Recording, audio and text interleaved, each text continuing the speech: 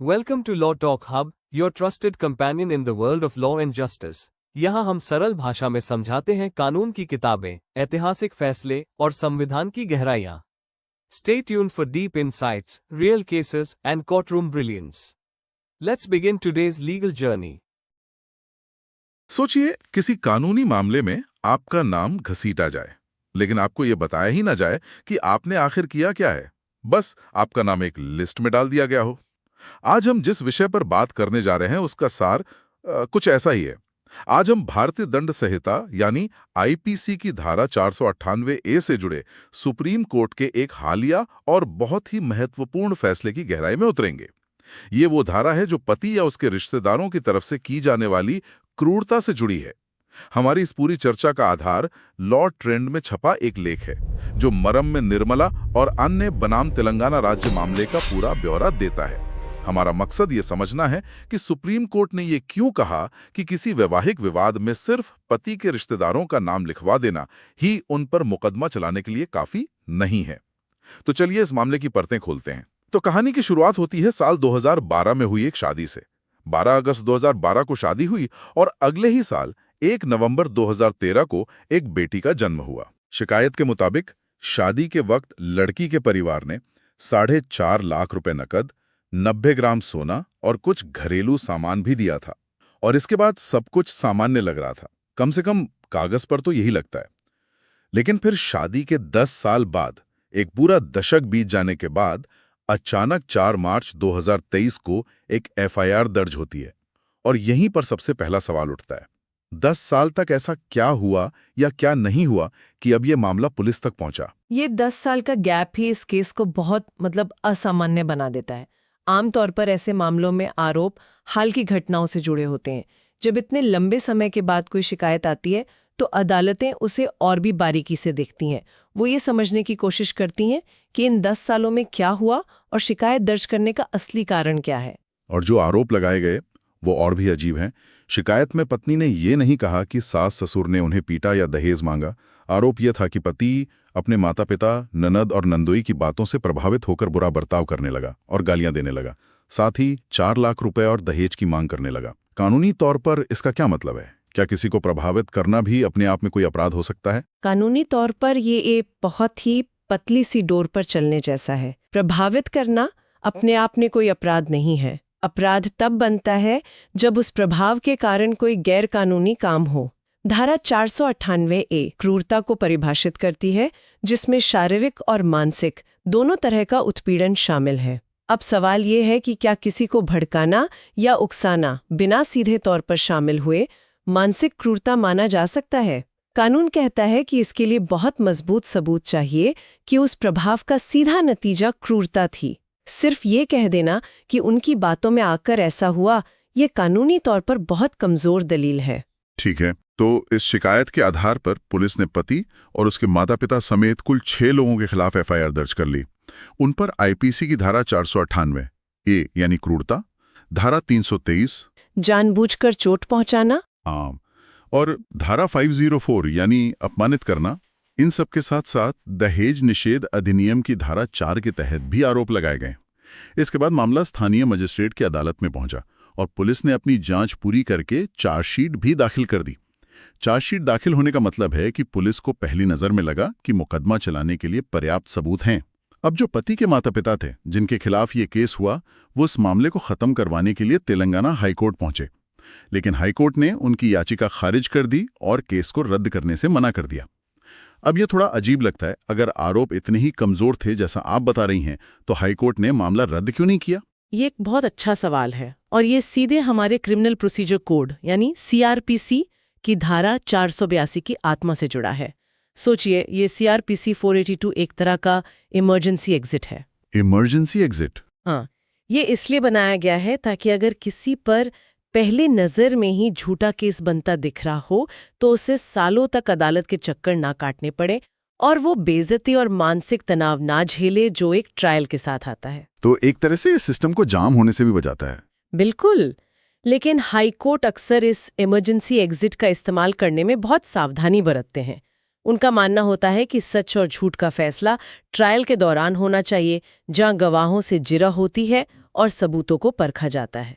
इस मामले में भी हाई कोर्ट ने यही सोचा होगा कि माता-पिता को निचली अदालत में जाकर खुद को निर्दोष साबित करना चाहिए। अच्छा। लेकिन यही पर अपील करने वालों का तर्क था कि जब केस की बुनियादी इतनी खोखली है तो उन्हें ट्रायल की इस लंबी और थका देने वाली प्रक्रिया में घसीटना ही अपने आप में एक सजा है।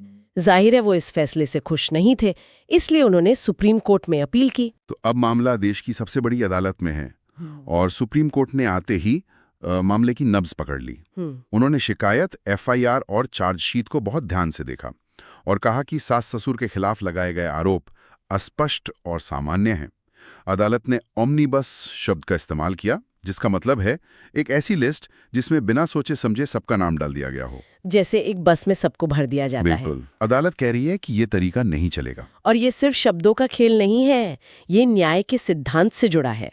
अगर मैं आप पर कोई आरोप लगाती हूं तो मुझे साफ साफ बताना होगा कि आपने कब, कहां और क्या किया। आप एक हवाई आरोप के खिलाफ अपना बचाव कैसे करेंगे? सही बात है। इस केस में सास ससुर के खिलाफ कोई खास घटना, कोई तारीख, कोई समय नहीं बताया गया।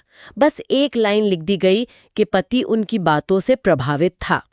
सुप्रीम कोर्ट ने कहा कि ये आपराधिक मुकदमा चलाने का आधार नहीं हो सकता। तो क्या ये पहली बार है कि सुप्रीम कोर्ट ऐसा कुछ कह रहा है या ये किसी मौजूदा ट्रेंड का हिस्सा है? नहीं, बिल्कुल नहीं, और यही इस मामले को और भी मजबूत बनाता है। अदालत ने अपने ही एक हालिया फैसले दारा लक्ष्मी नारायण बनाम तेलंगाना राज्य का जिक्र किया।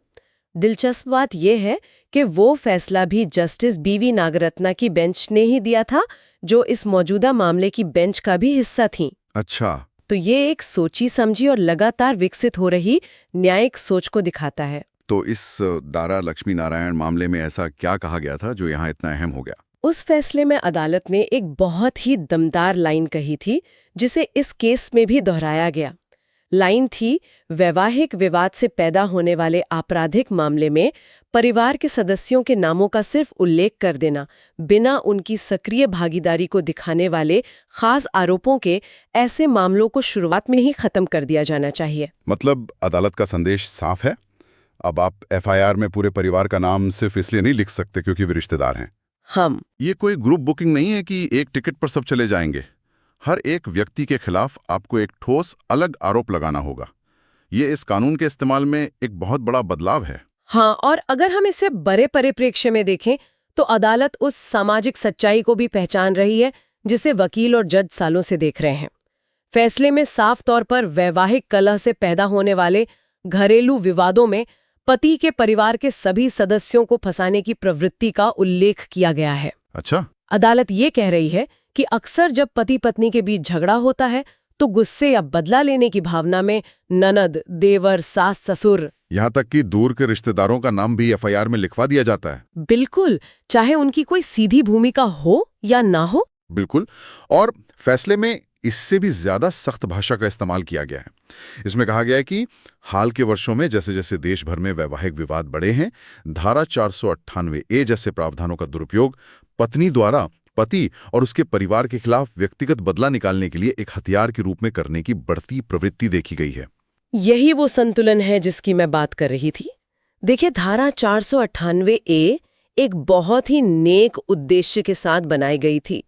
इसका मकसद महिलाओं को शादी के बाद होने वाली क्रूरता और दहेज उत्पीड़न से बचाना था, जो आज भी हमारे समाज की एक बहुत ही भयानक और वास्तविक समस्या है।